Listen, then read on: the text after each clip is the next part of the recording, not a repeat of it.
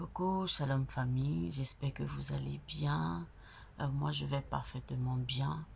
Euh, je fais cette vidéo là pour répondre à quelques questions. Pourquoi je veux répondre à ces questions-là? Ce sont des questions qui sont revenues à plusieurs reprises.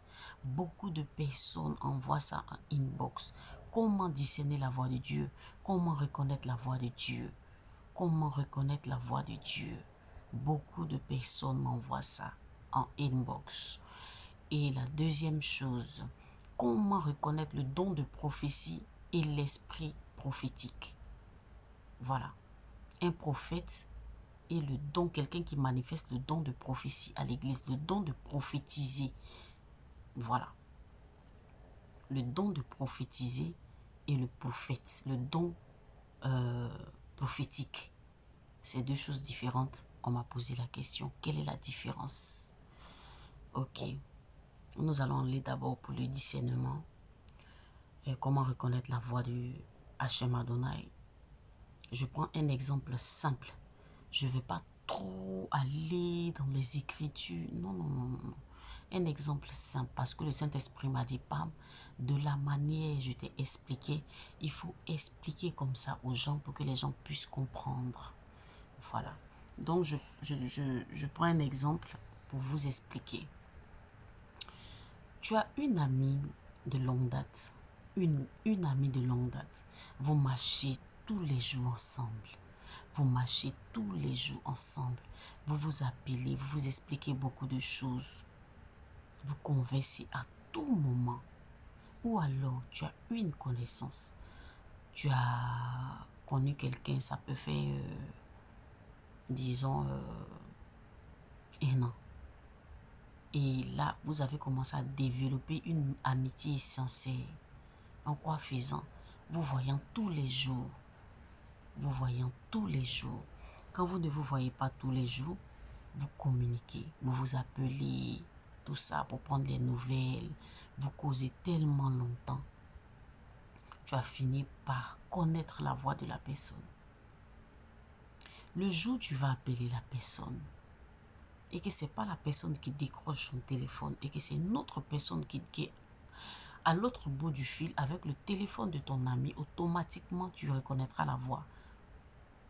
Automatiquement tu sauras si c'est la voix de ta camarade ou la voix de ton ami ou la voix de quelqu'un d'autre.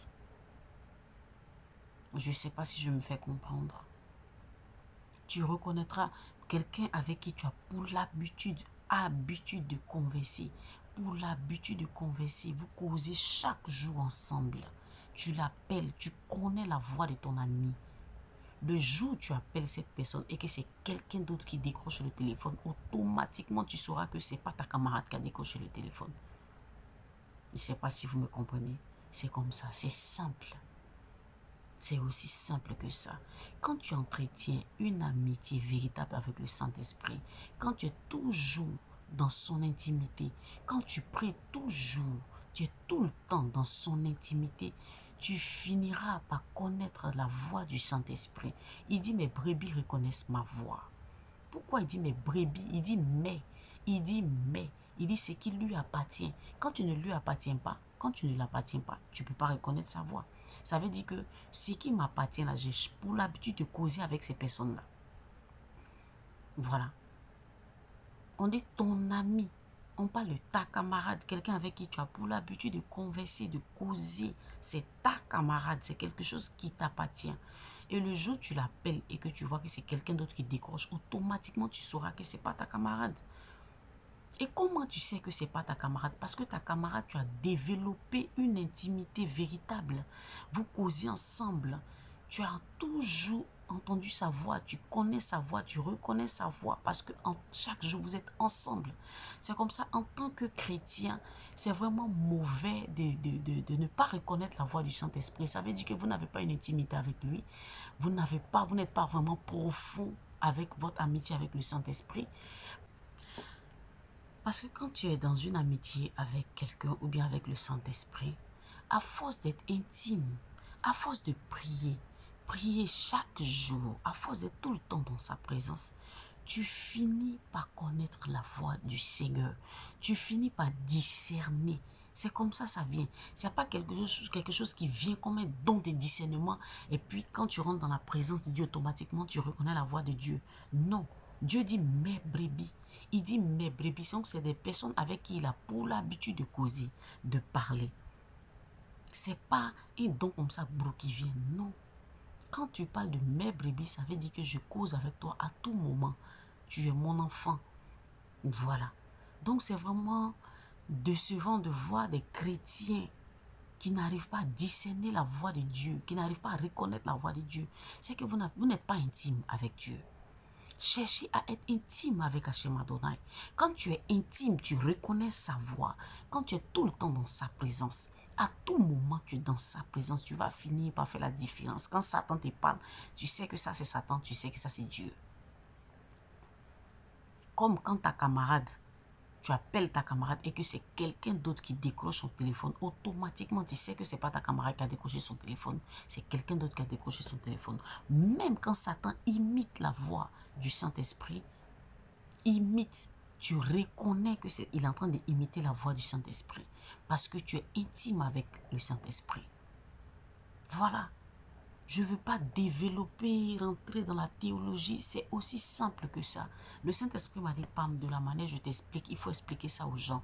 Pousse ces personnes-là à être dans mon intimité. Pousse ces personnes à aller en eau profonde avec moi. Prier davantage, chercher la face de Dieu. En étant tout le temps dans sa présence, tu vas finir par connaître son humeur, sa manière de faire. Tout.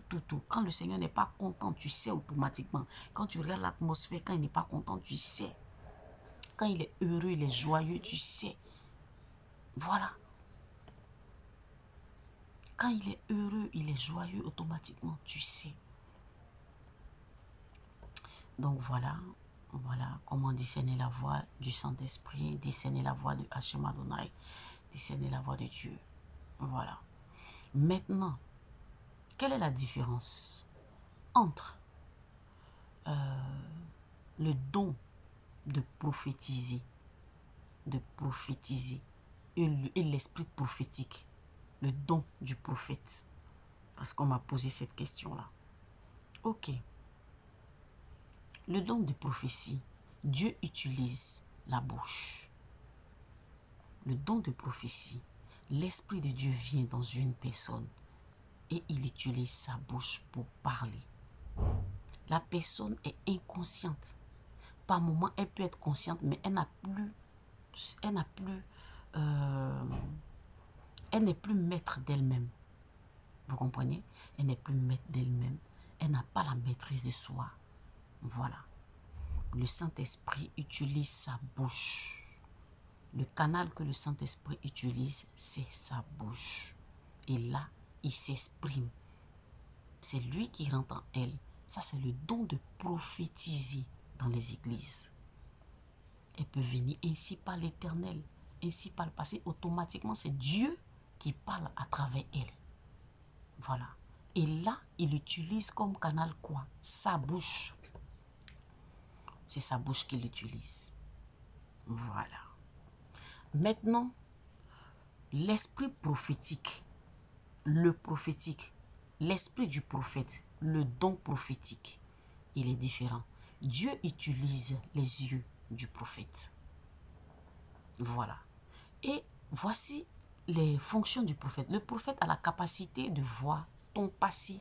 Il a la capacité de voir ton présent. Il a la capacité de voir ton futur. Et le prophète a la maîtrise de soi. Il a la maîtrise. La Bible dit l'esprit est soumis au prophète. Alors que le don de prophétie domine. L'esprit domine celui qui prophétise. Je ne sais pas si vous comprenez. Le Saint-Esprit vient parler dans la bouche. Alors que le prophète, il a la capacité, il a la maîtrise de soi. La Bible dit l'Esprit est soumis au prophète. Le prophète, comment il reçoit? Ce n'est pas par dedans. Dieu ne rentre pas dans le prophète. Le Saint-Esprit communique au prophète. Il communique au prophète le futur, le passé, le présent. il communique. Il ne rentre pas dans le prophète. Il communique et le prophète maintenant parle de ce que l'Esprit de Dieu lui donne. L'Esprit de Dieu souffle dans la pensée du prophète. Le prophète, il a toutes ses facultés. Le prophète, il a tous ses sens. Le prophète, il a la maîtrise. C'est carrément différent du don de la prophétie. Vous comprenez? C'est carrément différent du don de la prophétie. Ceux qui prophétisent, le don de prophétiser, ces personnes-là, il y a certains d'entre eux qui ne se rappellent même pas de ce qu'elles ont dit. Voilà. Il y a certains qui ne se rappellent pas. Par contre, d'autres arrivent à se rappeler. Vous comprenez? Mais le prophète, le prophétique, le prophète, il se rappelle de tout. Il sait ce qu'il te dit. Il sait ce qui se passe. Vous comprenez? Parce que l'esprit est soumis au prophète. Alors que le don de prophétiser, là, ceux qui ont le don de prophétiser, l'esprit les domine.